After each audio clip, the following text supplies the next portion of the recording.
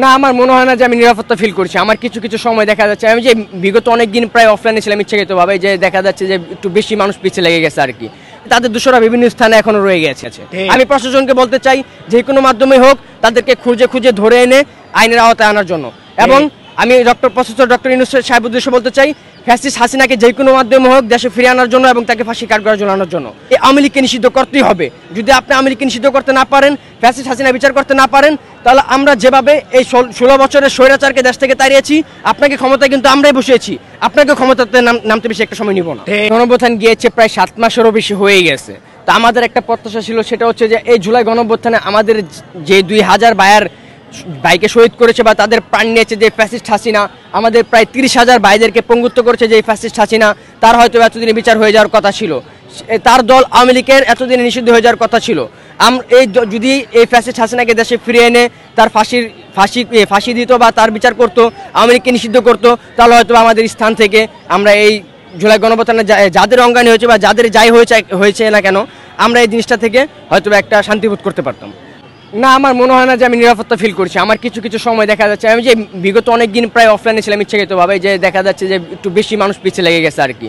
তো দেখেন, আওয়ামী লীগের সময়ে যারা প্রশাসন ছিল বা তাদের যে নেতাকর্মীগুলো ছিল, যদি কেউ তাদের বিরুদ্ধে বলতে না, তারা যেটা করতো আর কি, যে মানে উল্টাপাল্টা কিছু করতে, সেই বিরুদ্ধে যদি কেউ কোনো কথা বলতো, তাকে ধরে নিয়ে আসতো, তাকে গুম করে ফেলতো, হত্যা করে ফেলতো।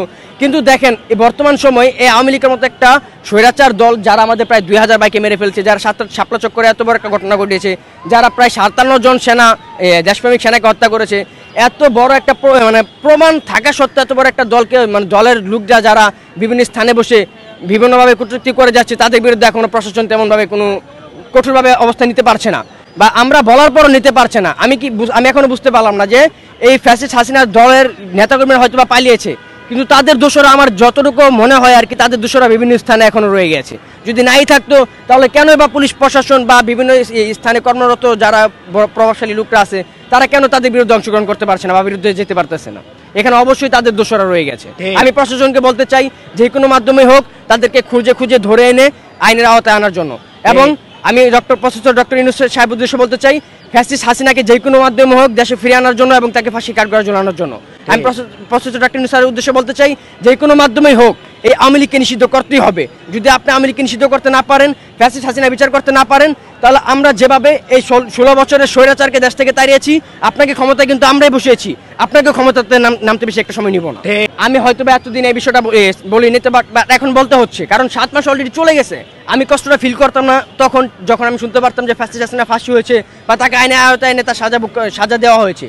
যদি আওয়ামী লীগ নিষিদ্ধ হতো, তাহলে হয়তো এই কষ্টটা ফিল করতাম না। কিন্তু বিগত 7 মাস চলে গিয়েছে, এখনো ফ্যাসিস্ট হাসিনার বিচার হয়নি, এখনো আওয়ামী লীগের নিষিদ্ধ হয়নি, যার কারণে আমার এই কষ্টটা এখন ফিল করতে হচ্ছে। একটু আগে যেটা বললাম আর কি, যে আওয়ামী লীগ দেশ থেকে পালিয়েছে, তবে তাদের দোষরা ঠিকই রয়ে গেছে এবং তাদের দোষরা চাচ্ছে যে এই দেশে যে কোনো মাধ্যমে হোক বিশৃঙ্খলা তৈরি করার জন্য। তারা বাইরের রাষ্ট্রে এবং কি দেশের মানুষকে এটা বোঝাতে চায়, দেশ আগে ভালো ছিল, এখন ভালো নেই। যে সরকার বর্তমান ক্ষমতায় আছে, তিনি ঠিকভাবে পরিচালনা করতে পারতেছে না। এটা হচ্ছে তাদের পরিকল্পনা, যার কারণে তারা বিভিন্নভাবে উস্কানি দিয়ে মানুষকে বিভ্রান্তি সৃষ্টি করার চেষ্টা করছে। ঠিক, সম্প্রীতি বাংলাদেশ দেখতে চাই, আমরা এরকম দেশ দেখতে চাই যেটা হচ্ছে, আমরা কিন্তু বিগত 16 বছর দেখেছি, আওয়ামী লীগ ক্ষমতা আসলে বিএনপিকে পালিয়ে বেড়াতে হতো, বা বিএনপি ক্ষমতা আসলে আওয়ামী লীগকে পালিয়ে বেড়াতে হতো। তো এই যে রাজনৈতিক দলগুলো, যে তাদের ভিতরে যে এত বড় একটা ভেদাভেদ, তাদের ভিতরে এত বড় একটা ঝামেলা, এটা এই সময়টাতে না থাকুক। এটা এরকমটা থাকুক যে একটা দল, প্রত্যেকটা দলই রাজনীতি করবে, যারা ক্ষমতা আসবে তারা স্বাধীনভাবে দেশ পরিচালনা করবে, যারা ক্ষমতা আসবে না তারা স্বাধীনভাবে চলাচল করবে। কিন্তু ঠিক সেই সময়টাতে স্বাধীনভাবে চলাচল করতে পারতো না।